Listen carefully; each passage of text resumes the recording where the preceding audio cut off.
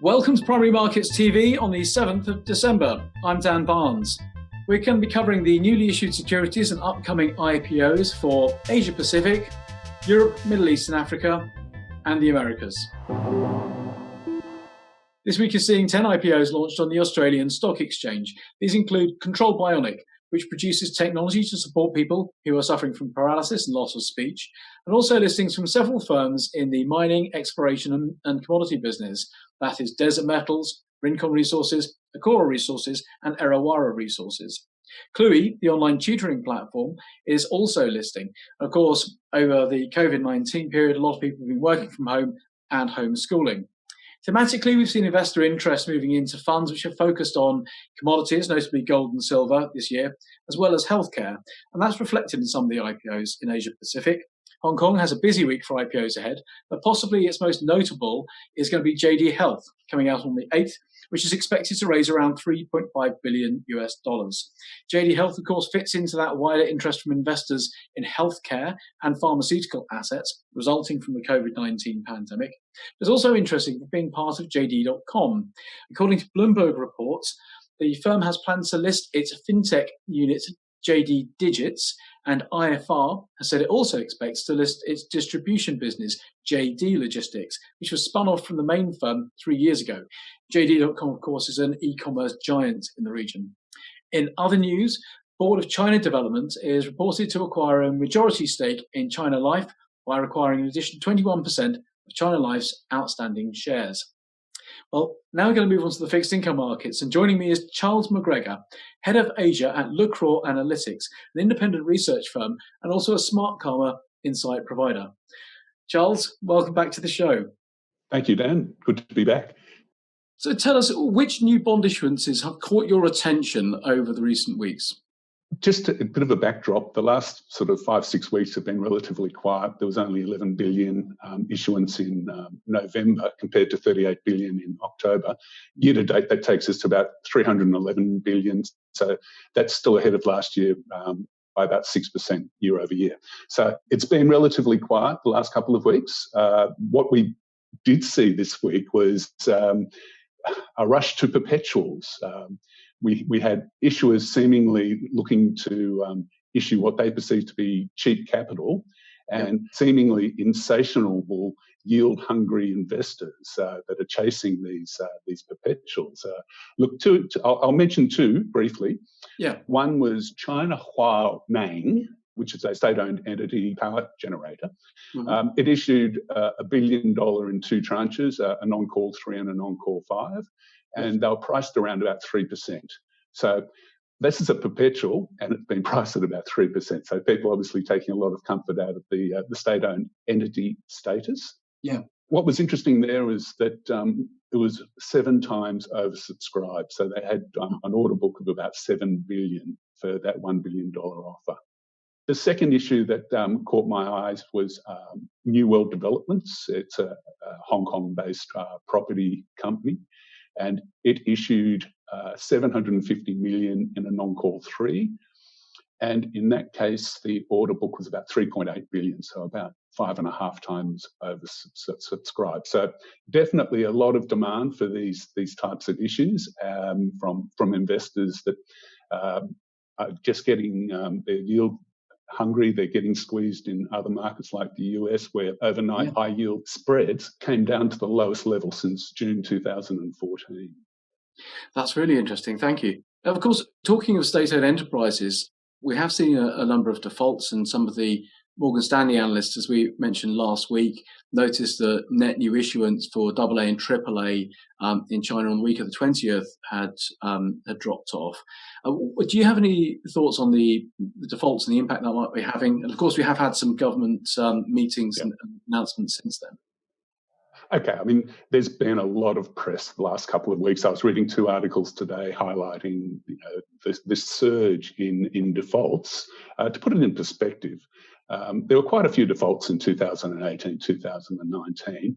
there were very few, if any, in the early part of the year, and these are state-owned entities that we're talking about, as policymakers were keen to sort of reduce the impact of COVID-19. But what we're seeing now is that Beijing's trying to adopt a policy whereby it's going to have more of a sort of a market-led approach to risk management, and hopefully this will result in some of these zombie companies failing. Now, in the short term, obviously people will see that as being a concern, but from my perspective, it potentially in the long term brings a bit more certainty to debt capital markets. It allows investors to better price risk. Since November 18, a couple of other things have happened. Mm-hmm. Foreign investors piled into the onshore market because they were attracted by the yields, and I think they're more than happy to take some of those state-owned entity companies that are very high profile, and so that was one thing. And the second thing I noted yesterday is that the spreads on Chinese AAA paper were at the lowest level for 8 months. So the market, I think, is actually starting to calm down. Do you have any perspective on the year ahead? We're nearing the end of the year now. You've mentioned that levels are slightly up on last year. Do you expect that to continue through December potentially? It's really hard to tell.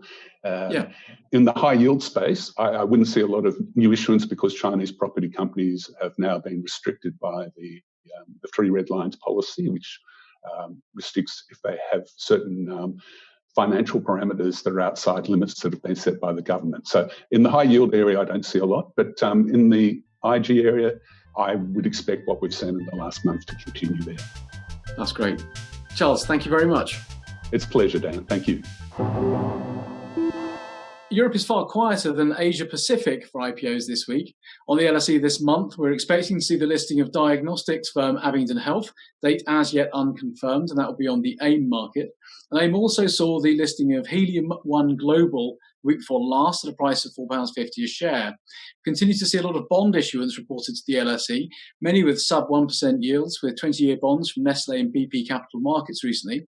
In the rate space also, UK MPs have challenged the pricing of UK government bonds being issued to market, suggesting that investors might have paid more than the price set by syndication banks recently. The FT has the story, notes the deals going into the market have been snapped up at the highest price point, indicative of deep investor appetite. MPs have requested a response from the Debt Management Office. Euronext saw the IPO of video-on-demand firm Alchemy the week before last on the Euronext growth market at a price of €16.20. And last week on the Oslo Bourse, which is also part of Euronext, they saw Meltwater issue. That's a provider of media intelligence and social analytics software as a service. That was admitted to trading via the Euronext growth platform on Oslo Bourse. In Spain, the BME welcomed ASPI to its growth market on Friday, the ninth company to list on BME Growth this year. It also issued a €650 million bond to trading from Six Group with a 0% coupon and a yield to maturity of 0.009%, maturity in December 2025. The issue was 4.2 times oversubscribed. Six Group, of course, actually bought the BME for $2.8 billion this year. I'm joined now by Dr. Sebastian Radler, Head of European Equity Strategy, Bank of America Merrill Lynch, and Barnaby Martin, European Head of Credit Strategy at Bank of America Merrill Lynch. Guys, welcome to the show. Thank you. Hello. Sebastian, if I can start with you, there's been a lot of hope for a recovery from the COVID-19 shock, which has already been priced into the equity market after a strong rally since March. What does this mean for equity investors? Well, the key question that investors now have to ask themselves after a 40% rally from the lows in March, is there any value left? The clients we spoke to at the beginning of the year, they were very worried about the outlook, and there were many reasons not to engage with the rally. People were telling us in April and May, unemployment is going to rise, defaults are coming in Barnaby's space, uncertainty is very high, and yet the market has done what it always does. The big trap that people typically fall into is they don't look at the rate of change, they look at the level. That means at the bottom of the market, when growth is very weak, they're very concerned. And then at the top of the market, when growth is very strong, they're very bullish. What has happened is growth has accelerated very strongly. The market has risen. And we now have the ironic situation where the rally has continued, even because in Europe, because of the lockdowns, the second wave of the virus, growth momentum has slowed. And the market has simply said, I don't care because I know this is temporary. I know the vaccine is coming.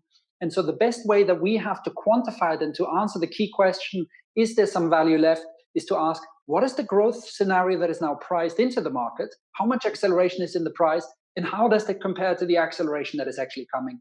The best indicator for the equity market is called the PMI. It's a measure of business confidence. It has fallen from a peak of 53 to 44. The market is priced for it to go to 54, but given the large amount of spare capacity you've got in the economy that likely will be reactivated next year, we think the PMI will go to 60. That means a lot of good news is in the price, but there's more to come. We have just turned neutral on the market after a 40% rally, simply because the market has overshot. It has looked through the near-term growth weakness. We see no further upside until around March. But if we're right that by the middle of the year, you will have a very strong growth environment, there's another 10% upside or so to 440 on the stock 600. And we are saying this upside is unlikely to materialize in the near term. But if there's any pullback, or if finally we get to the point and the market doesn't move very much, then from the end of the first quarter onwards, we've got another 10% upside before the cycle peaks by the middle of the year. That's very interesting. What are the implications of that for individual sectors?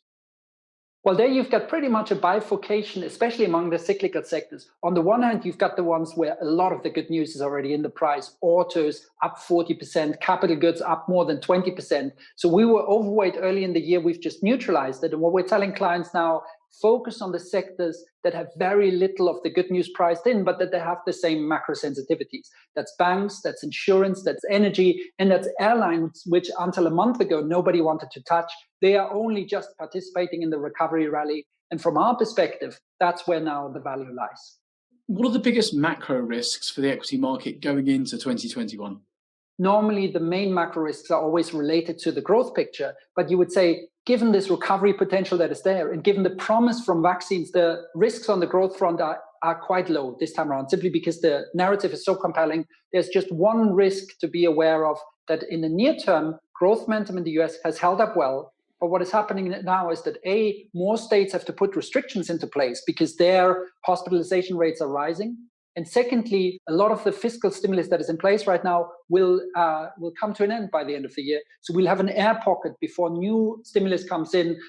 Yeah, we would say the biggest macro risk is a spike in bond yields, because the bond market has priced very little of the macro recovery. And we have seen in November how quickly these trades that haven't reacted yet, how quickly they can reprice the outlook. And so remember the taper tantrum of 2013, remember the Bund tantrum of 2015. The biggest risk for 2021, we believe, is not on the growth front, but rather the discount rate suddenly rising sharply and you having multiples being compressed by a sharp spike in discount rates. That's fantastic. And that lets me turn now to Barnaby. Barnaby, in the fixed income space, just at the moment, we've seen a lot of bonds issued, but are issuance volumes where you might expect at this time of year? Well, December is typically a very quiet month, and we're a week into December, and it looks like we've already had over 10 billion of issuance. So yeah. I think this will prove to be a much higher than normal December. But I think for the whole year, I mean, look, it's just been a phenomenal experience of companies being able to raise debt amid an enormous crisis, and that for me will be the legacy of this shock. I mean, investment grade issuance this year should end around 600 billion. I mean, it's an enormous number for European credit, and it really reflects the depth of the market that we've seen. And, what drove us here, what got us here, it was the policy supernova, really, that we saw. The abundant intervention by the ECB, the pledging of more aggressive forms of quantitative easing. It just set the groundwork for liquidity to be raised by those who needed it the most. Barnaby, how is capital being used by the firms who are raising all this debt? What happened in March and April was the crisis hit. For the first time ever, economies were shut down en masse. And for companies, really, there was only one option, which was to raise oodles of liquidity just to show that you were able to weather this storm. We've been making the argument that corporates went too far. Mm-hmm. I mean, a simple metric to look at is cash divided by EBITDA. So how much cash does a company hold as a measure of its previous earnings? And looking at that over time, what you can see is in the aftermath of successive crises, companies in Europe have tended to generally increase their cash buffers. We know at Lehman time, part of the problem was that corporates went into that crisis without very much in the way of cash buffer. So in the aftermath of that crisis, they started to run with higher levels of cash to earnings. The sovereign crisis hit in 11-12, and then you saw the same kind of response. After this crisis, most companies in Europe most investment grade companies are sitting on cash in excess of a whole year's worth of earnings now, which I just think is too big. I mean, I don't think your classic company needs that much of a cash buffer. So next year will be very different. I do believe that you will see non-financials not issue as much, but I do think you will see a record year for tenders of debt at the front end of the curve, because the one way to use that excess cash efficiently is now to buy back your bonds. Have the covenants been getting tougher? Because we have had some concerns around the covenants. Well, for investment grade, it's never really a market of covenants. It's more a question of the quality of issuance that's coming. And, we're seeing more triple Bs, we're seeing more subordinated debt. A few months ago was a very big month for corporate hybrid issuance, which is subordinated corporate debt. So in that respect, the riskiness of issuance that's coming is growing. But that's something that the market is comfortable embracing. In high yield and in the leverage loan market, there's been an attempt to push back on very loose covenants. But again, we're in such a euphoric period for asset markets that cuff loose tends to win out. I mean, it's only in a bear market where the stringency of your covenants tends to pick up. And how have the rates markets been impacting credit? Well, it's all about financial repression. There's 64 trillion of debt out there in global bond markets, and only 28% of it yields above 1% today. Yeah. I mean, it's a shocking number, and it's a terrible challenge for investors to find yield next year. So that's really your greatest tailwind for corporate bond investing in high yielding parts of the market, be it high yield, AT1, corporate hybrids, etc. So this environment of very repressed yields, this environment of central banks cutting rates below zero, has driven an enormous thirst for yield for corporate bonds in the last 4 to 5 years. And it's eventually starting to benefit markets like high yield, because it's really the only place you can go as an investor to get yields in excess of 1%. That's great. Gentlemen, thank you very much. Thanks. Thank you. Two of the big expected IPOs this week are, of course, AirBNB, which is listing on Nasdaq. AirBNB, of course, offers people the ability to rent out their homes or to indeed rent a home from somebody else as a way of traveling or staying in a certain part of the country or indeed abroad. We also have DoorDash, which is going to be issuing an IPO on NYSE. That's expected this week. Both of those are coming in at around $2.8 billion, according to reports so far. DoorDash is, of course, the online logistics expert firm. Now we're going to be talking about the fixed income markets. We've seen an enormous amount of issuance of bonds this year. And we're talking to Erin Lyons, who is the co-head of US investment grade research and US Credit Strategist at CreditSights. Erin, welcome to the show. Thanks, Dan. Thanks for having me. To start with, could you tell us what the outlook is like for bond issuance for the end of the year? That's a good question, and it's something that certainly has surprised many of us strategists out there through this year. I expect things to remain a little bit active over the next 2 weeks, maybe weeks similar to what we've been seeing, so about 15 to 20 billion in the USIG space. And then shut down for Christmas. I think everyone agrees we're ready for a break and want this year to be over. Yes. So in terms of the issuance we've seen, do you have an expectation of issuer appetite going forward? Because there's been a change, obviously, in government policy in terms of bond buying, but rates are still very low. Right. And that's a good question. And I think it's something that investors have really attached to the notion that the Fed's support has been there and a positive signal for the market. But in actuality, the Fed didn't do much other than communicate really, really well. The total purchases were only about 15 billion, about 8 billion of corporate bonds. So it didn't really make that big of a difference in the scheme of the market. Yeah. I think what issuers now have to grapple with is how do they balance higher leverage, because we've seen the EBITDA fall away, and how do they balance that with just really record low rates and funding costs? It does seem like the right time to be adding debt, but they also have to be very cautious about what happens to their leverage and how the rating agencies, I think in particular, react to these elevated levels. We also have the impression that a lot of the issuance was really building up cash buffers to protect firms against the tribulations of the oil trade war that we saw back in March, of course, COVID-19, and various other factors too. Some of those have gone away or potentially will go away at the start of the year. So is that changing issuer appetite, do you think? I think there is this notion that they want to build cash buffers, and that makes sense. And I think that's why you've seen investors so willing to lend. It seems like it's going to a good cause. But what I think is the bigger worry for investors in the second half of 2021 in particular is just what they do with this cash when we come back to normal. Yeah. They don't need to have massive piles of cash. And I do think that's the point where shareholders are going to look for some sort of returns. What we're discussing in our outlooks this year is, are we going to see more special dividends? Are we going to see ramped up share repurchase programs? We don't think we'll see just outright dividend increases, but I do think expect some of that cash to go back to equity holders rather than to the fixed income investors. And then, of course, investors themselves, they're not looking at great returns from fixed income or from just cash bonds at the moment. What do you think investor appetite is going to be like towards the end of the year and going into 2021? So I think 2020 is going to remain quite strong. And what we're seeing is investors are looking to get ahead of that normal rush that we see at the start of the year. Think of past 5 years in particular. If you've waited too long to invest, you've missed out.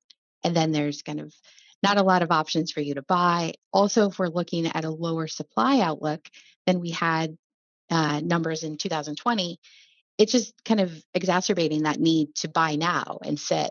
So I think this trend is going to continue in U.S. investment grade, at least until we have a widespread vaccine. In my mind, I'm splitting 2021 into two halves. And it's really COVID lockdown. Let's get through that, build your cash buffers. And then the second half is more of a back to normal. Why am I sitting in a portfolio that's yielding 1.8% in USIG? I need to take more risk. So that's kind of how I think investors are thinking about next year.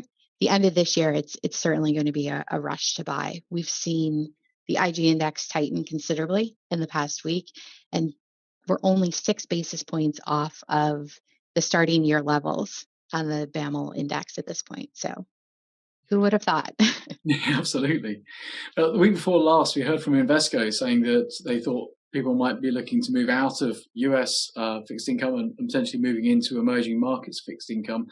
Do you have any expectations for investor appetite to change in that direction?